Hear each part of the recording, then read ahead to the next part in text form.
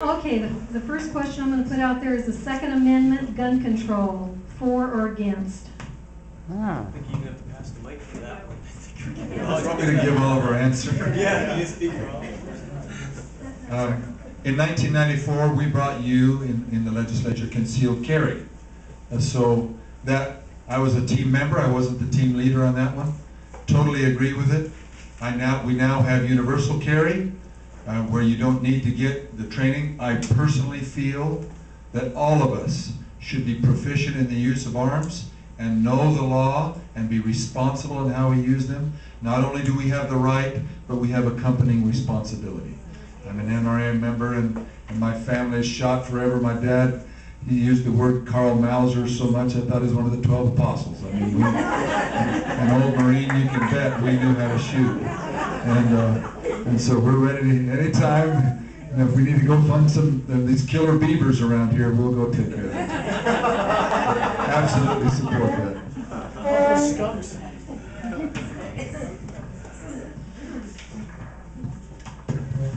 I too, like the rest, am a big advocate for the Second Amendment. And there's a reason why it's a Second Amendment.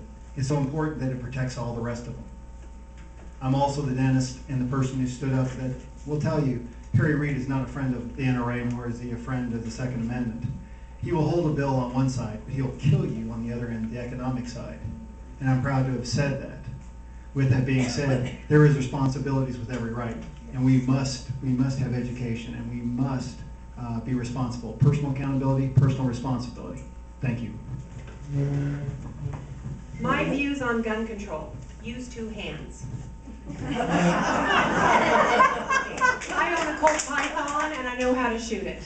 And the day that, another example of a federal government agency, back in the late 90s, the U.S. Forest Service shut down the Prescott Sportsman's Gun Club. And it took us years in a battle with the Forest Service to be able to reopen that shooting facility. And I worked on that so hard that in 2001, the day that we got that reopened, I got to fire the first shot.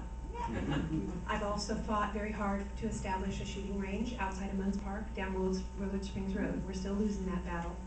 But I've stood up to the folks from Munns Park that have that not in my backyard mentality in my hometown to fight for that, because that's very important. But one thing everyone needs to know is right now, Ann Kirkpatrick, and a lot of people think this and believe this.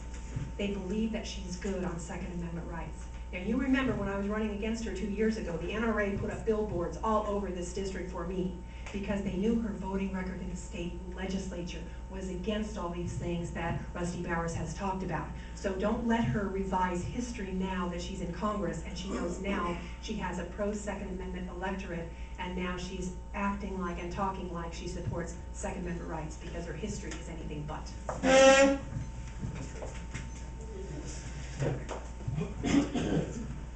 My lovely wife Lisa couldn't be here this evening, but she is a captain in the U.S. Army Reserves. She spent a year and a half in Afghanistan and has her sharpshooter pin and earned a Bronze Star while she was there.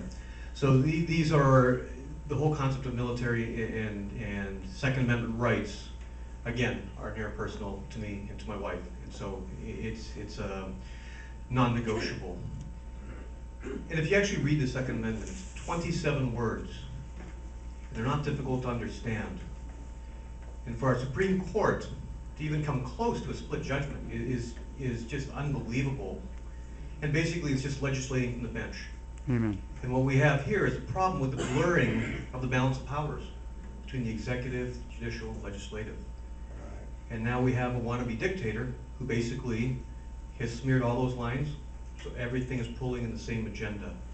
So while Second Amendment is a big issue, and as everybody here will let you know, we certainly defend it, it's what's going on in the bigger picture.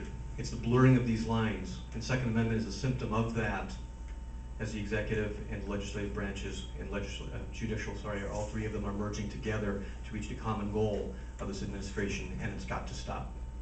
Thank you.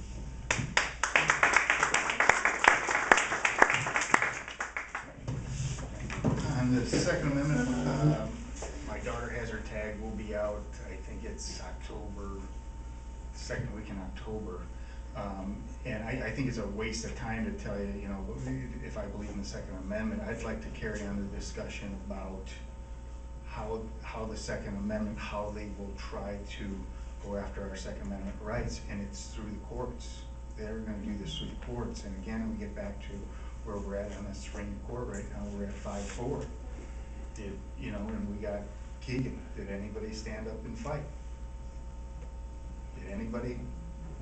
And I'll tell you, you know, who said what first? Go to my website, votejoeforreform.com. I stood up and said, a guy from Cottonwood, Arizona stood up and said, I'll stand up and fight for you. And we need to send some people that are willing to fight.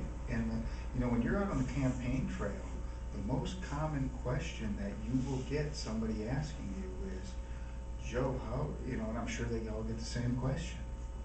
Say, Joe, how do I know that you're not gonna be like everybody else we send to Washington? How the magic happens. They get on the plane and there's somebody totally different. Amen. People like to talk about Ann Kirkpatrick.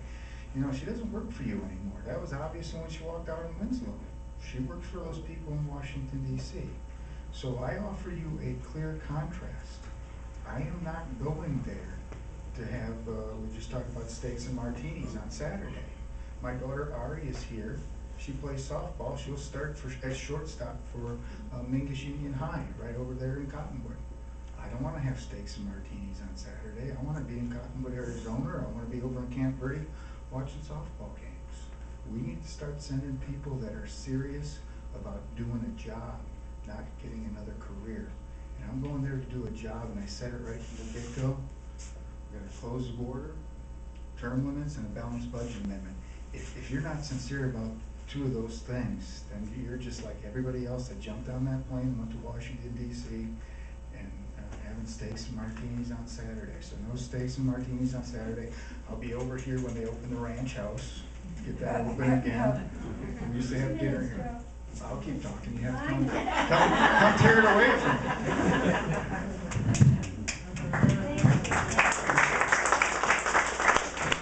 I think the question was about the Second Amendment. I'm a little confused.